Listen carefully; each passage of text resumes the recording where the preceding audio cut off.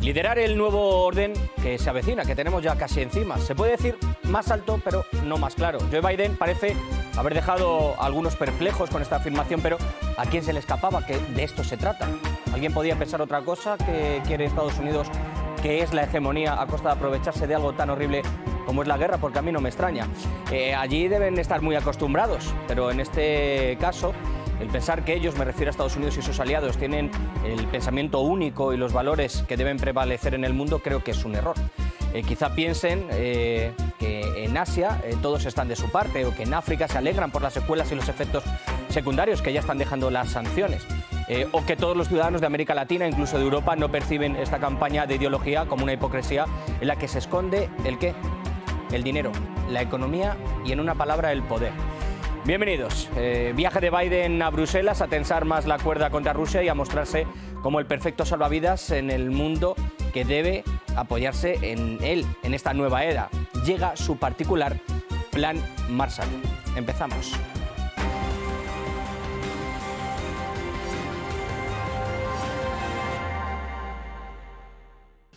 En mi opinión, estamos en un punto de inflexión en la economía mundial. Y no solo en la economía mundial, sino en el mundo. Esto ocurre cada 3 o 4 generaciones. Va a haber un nuevo orden mundial y tenemos que liderarlo. Y necesitamos unir al resto del mundo libre para hacerlo. Las palabras de Joe Biden, las acaban de escuchar, no se han pronunciado en el Congreso o en el Senado o en la tribuna de Naciones Unidas, ¿no?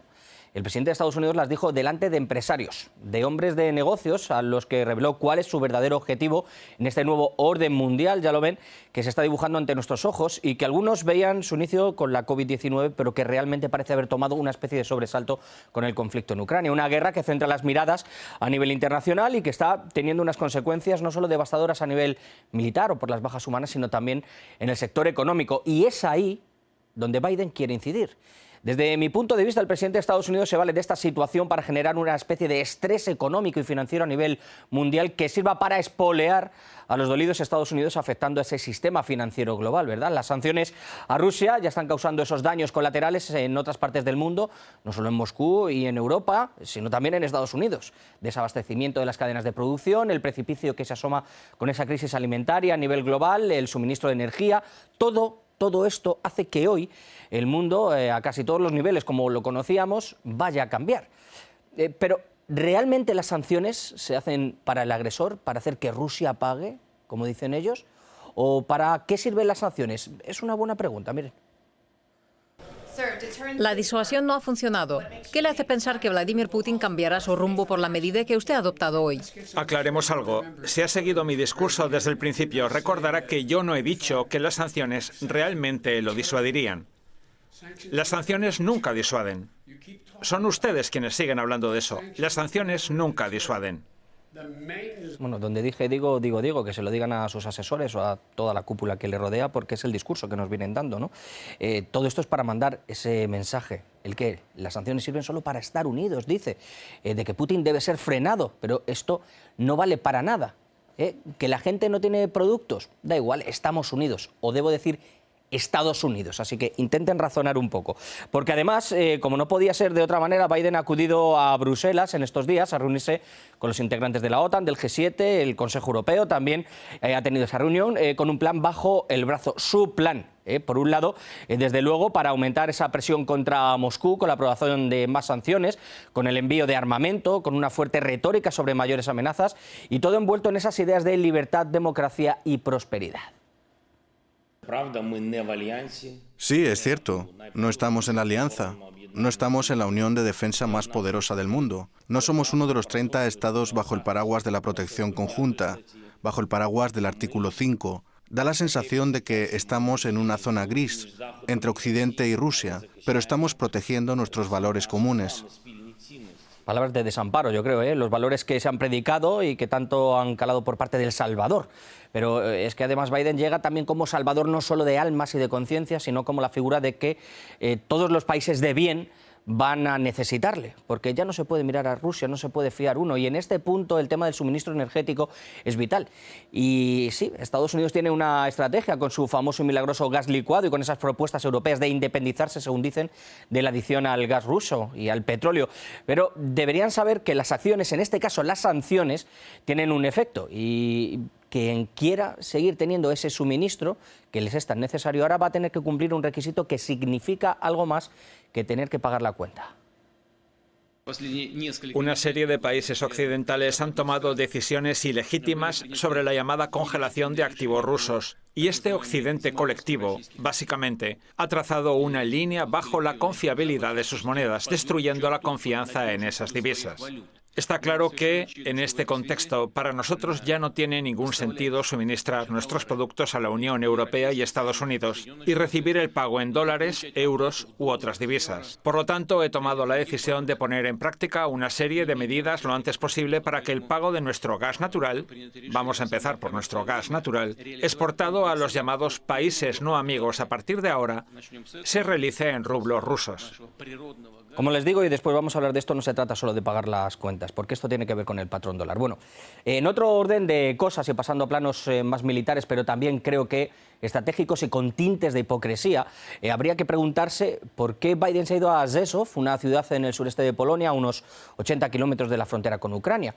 Pues ya se lo digo yo, muy sencillo, porque allí se ubica una división de Estados Unidos que ha llegado como refuerzo, pero además en Polonia, seguramente en Varsovia, y con el presidente polaco se va a tener que reunir, pero va a tener que sofocar esos ardores que existen en ese país por sus intenciones de llevar, escuchen bien, una operación humanitaria o de paz.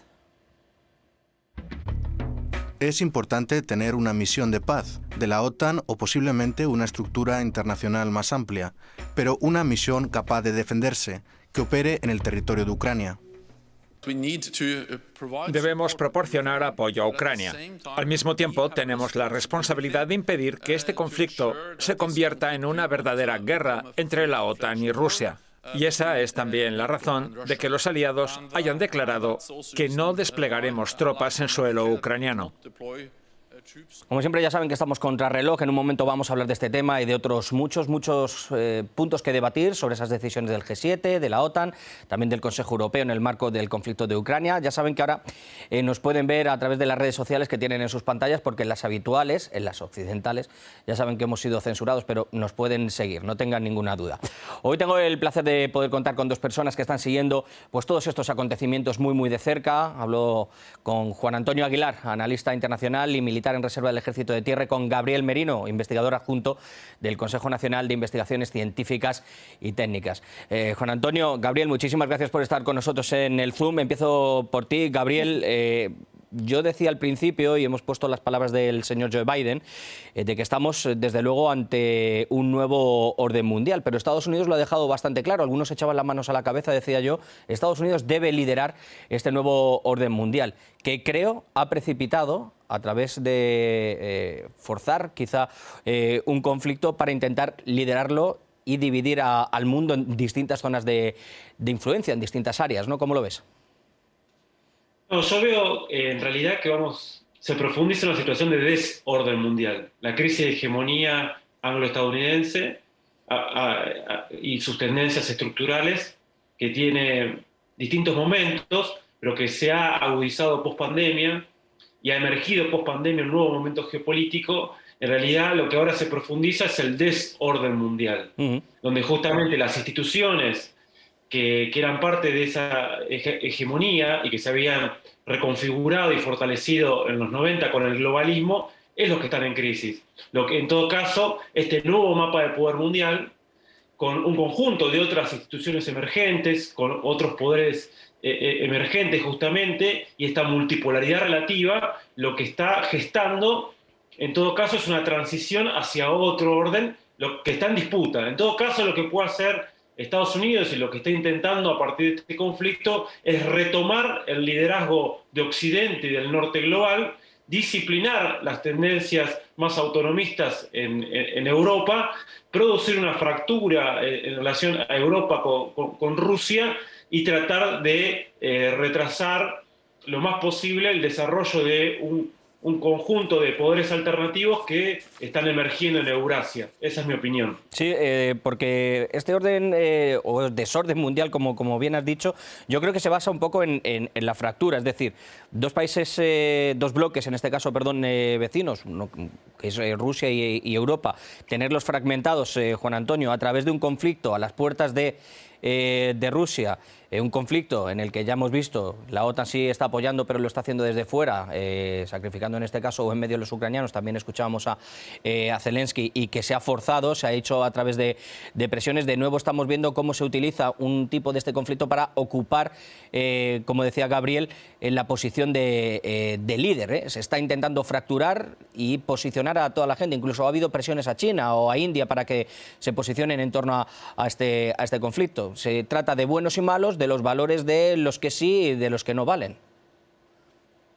A ver, hay que entender que el orden hegemónico occidental ya venía en decadencia desde hace al menos 2 décadas. Es decir, hemos ido viendo una sucesión de acontecimientos que indicaban esa decadencia. Y lo único que se ha ocurrido es que con la pandemia y algunos otros sucesos, pues se ha ido acelerando. ¿Qué es lo que se ha procurado? Bueno, pues se ha buscado el suceso focalizado. Es decir, el que todo el mundo mire ahí para desviar la atención de lo que está realmente ocurriendo. Ese suceso focalizado es la guerra en Ucrania.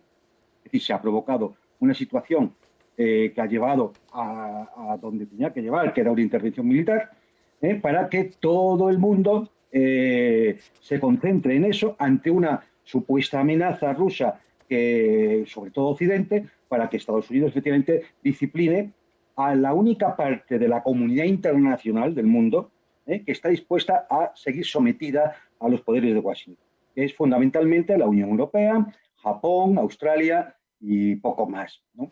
Claro, esto lleva a una fractura, lógicamente, y es inevitable la aparición de un orden multipolar. Decías, Juan Antonio, yo creo que acertadamente, que lo que creo es una especie de, por doloroso que suene, de elemento de distracción, ¿no? Porque Sí. a pesar de todo lo que está sucediendo, Gabriel, y estamos viendo, sí, los medios de comunicación están muy centrados en todo esto, yo creo que en este desorden mundial o en esta transición hacia lo que tú estabas diciendo, esta fractura entre lo occidental, otros bloques de poder, como estamos viendo a nivel financiero, pero también a nivel estratégico, nunca lo tenemos que olvidar. Para mí se esconde algo detrás. Biden lo que está intentando dar es una especie de autonomía a Europa para que defienda de la llamada amenaza rusa, ellos no gastar demasiado más, reforzar la OTAN, que estamos viendo que se vuelve de nuevo a tener esas causas para ser necesaria, mientras que se va a ir mirando desde luego a medio largo plazo a China, no nos tenemos que olvidar. Sí, en realidad yo creo que justamente el movimiento de Biden, del establishment globalista estadounidense, es al revés, es prevenir una posible autonomía estratégica de Europa.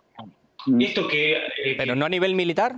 Yo creo que más financiera, la dependencia va a ser financiera, pero yo no sé si a través de esta brújula estratégica que estamos viendo que Europa está poniendo y tal, yo no sé si esto al final se va a quedar en papel mojado, Gabriel. Ahora, fíjate, me parece, ¿no? Que en realidad había una idea de autonomía estratégica que había cobrado impulso en los últimos años, y la idea de crear unas fuerzas armadas europeas y con más fuerza.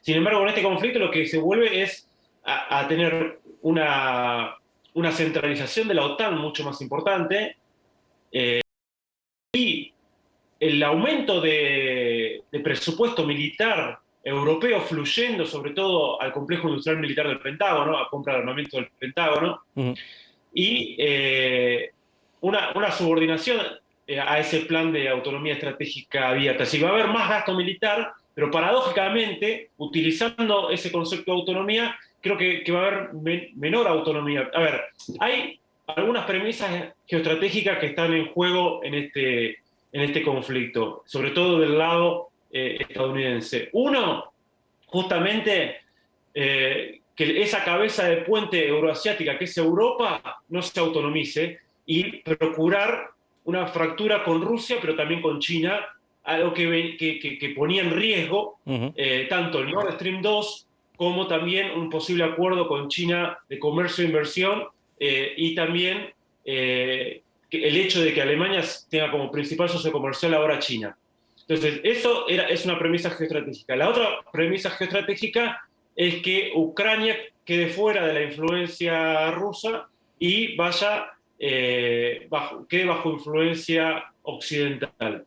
Me parece que eso se está poniendo en juego, y lo que estamos viendo es justamente esta paradoja. En nombre de la autonomía, creo que ha retrocedido Europa Occidental en su capacidad de desarrollar autonomía estratégica abierta. Quizás lo que estamos viendo, estos anuncios grandilocuentes de una mayor autonomía, nosotros somos independientes, tenemos una nueva estrategia militar e incluso una nueva estrategia a nivel económico. Se anunciaba incluso en esta jornada de viernes ese plan con el tema del gas licuado, después de, sobre todo, la respuesta del presidente Putin a ese cese de las transacciones. Ya no tiene ningún sentido en dólares o en euros, ¿no? Y se decía que se tiene que hacer en rublos. Y esa independencia, en este caso financiera, que están diciendo, al fin y al cabo lo que está haciendo es aumentarles la dependencia de Estados Unidos, Juan Antonio. Absolutamente. Vamos a ver, mira, si echamos un vistazo a la aquelarre que montaron en Bruselas ayer, donde se reunió la OTAN, el G7, el Consejo de Europa, es todo lo mismo. Es que es todo lo mismo. Es decir, los mismos personajes, los mismos sospechosos habituales que se reunieron en la reunión de la OTAN son los que se reúnen después como G7 y que se reúnen después con el Consejo de Europa. Es decir, cambian los pequeños países menos influyentes. Es decir, que pueden estar en una organización o en la otra, o están en las dos, en fin. Es decir, ¿qué indica esto? Indica que Estados Unidos, si quiere mantener alguna posibilidad de seguir siendo hegemónica, al menos en las zonas en las que hasta ahora lo eran, tiene que sujetarlos a todos. No puede permitir que Alemania tome sus decisiones por cuenta propia, sean económicas o militares, no puede hacerlo a nivel de la Unión Europea, tiene que mantener la OTAN porque es el aparato militar de ocupación de la Europa occidental, no lo olvidemos. Es decir, no son tropas alemanas ni italianas las que están en América, no, son tropas norteamericanas las que están en Europa. Y todo eso... Como también hay soldados y divisiones en la ciudad a la que ha visitado Biden, en Polonia, que parecía que tiene bastantes ansias Polonia en enviar esa misión de paz. Dice que yo creo que lo que convertiría esto sería ya en un dislate. Y desde la OTAN les han tenido que frenar los pies, ¿no? Diciéndole que no le quepa ninguna duda, y hago ese juego de palabras con el presidente polaco, que no le quepa ninguna duda a usted que no vamos a poner ningún soldado en suelo ucraniano. Pues porque Polonia piensa que se está jugando otra cosa y tiene sus propios intereses. No se da cuenta de cuál es el juego real. Polonia quiere volver a esa imaginaria país de potencia regional de los tres mares y hacerse un aliado preferencial de los Estados Unidos en la zona. Es decir, tiene sus propias pretensiones. Pero claro, es que no es eso lo que se está jugando. No es la Europa del Este lo que se está jugando. No es Ucrania lo que se está jugando. Está jugando una cosa mucho más importante. Es la supervivencia de Occidente y sobre todo de los Estados Unidos como potencia hegemónica en el mundo. Y por eso el tema del dólar es tan importante. Por eso el cambio de los pagos de dólares o euros a rublos. Porque el dólar es lo que mantiene realmente la potencia norteamericana. Sino su deuda impagable, que hay un crack bursátil, un crack económico y un crack financiero. Es un poco lo que yo me refería al principio. Yo no sé si se está enmascarando todo esto, y según leo los medios de comunicación, por ejemplo, Gabriel, no sé si vosotros tenéis también la misma percepción en torno a, como siempre, las etiquetas fáciles, ¿no? Buenos contra malos, valores de democracia y de libertad contra autocracia, contra, bueno, digámoslo así, conquistadores, etcétera, etcétera. Se está vendiendo eso cuando realmente lo que estamos viendo atrás es una especie de plan de supervivencia, ya no solo a nivel estratégico, sino también, hay que decirlo, a nivel monetario. Europa, después de la COVID, está hecha polvo. Estados Unidos tiene una deuda que no sé cuántos estadios de fútbol americano se podrían llenar en billetes de $100, ¿no? Entonces, yo creo que es un poco también lo que está en juego. Se está enseñando una cara, como tú decías, se habla de autonomía, pero al fin y al cabo está subyugado, y aquí se está hablando de valores, y de lo que estamos hablando es de tener una dependencia de dinero y de que el patrón dólar no caiga muerto porque ya se está tambaleando, ¿no, Gabriel? Sí, nosotros vemos una tendencia estructural al declive relativo y progresivo, como decía Antonio, desde hace 20 años por lo menos, del poder estadounidense y occidental, y de esa hegemonía. Y de hecho, Europa está estancada desde el año 2008. Si uno ve el término a PBI nominal según Banco Mundial, no hay crecimiento de PBI. El crecimiento de Estados Unidos es sobre todo por financiarización, enorme crecimiento de la deuda y la emisión. Eso se ha agudizado con la pandemia y se ha agudizado, por lo tanto, la transformación del mapa del poder mundial. A ver, todavía lo que yo creo que Estados Unidos, y está haciendo uso, de hecho, le quedan algunos monopolios. Otros los fue perdiendo, como el monopolio en materia militar, o como el monopolio del control de recursos naturales, o como el monopolio del sector productivo tecnológico. Pero sí le queda todavía el financiero monetario, en gran medida, pero que al ponerlo en uso también puede acelerar ese declive.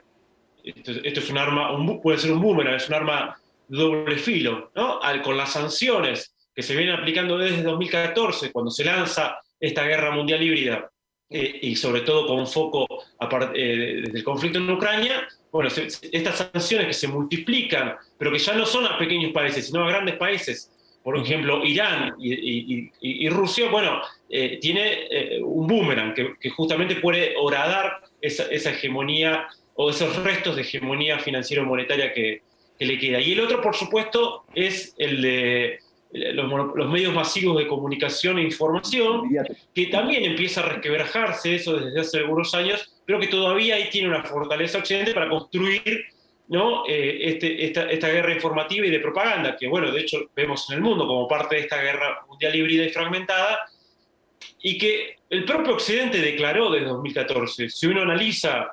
el post-conflicto en Ucrania de 2014, y también que eso se corresponde al lanzamiento de la nueva ruta de la seda por parte de China, Occidente plantea una nueva guerra fría. Y como parte de esa nueva guerra fría está la cuestión central de la propaganda y la construcción de antinomias ideológicas como dispositivos para generar alineamientos. Porque al final estamos muy confusos, sí. Al final es un poco como la teoría del refuerzo cognoscitivo, ¿no? Yo la estudiaba en la universidad, y si al final lo estás escuchando constantemente todo lo que quieres oír y solo hay un discurso único, pues al final lo que estás haciendo es que la gente se lo crea, ¿no? Absolutamente todo lo que tiene delante, que es simplemente una cosa y una vía. Y hablabas antes del tema de las sanciones. Nosotros también titulamos aquí uno de nuestros programas como sanciones, efecto boomerang, y el propio Biden, nosotros hemos puesto algunas de sus declaraciones, decía, no, las sanciones nunca han sido para disuadir, cuando la señora Kamala Harris,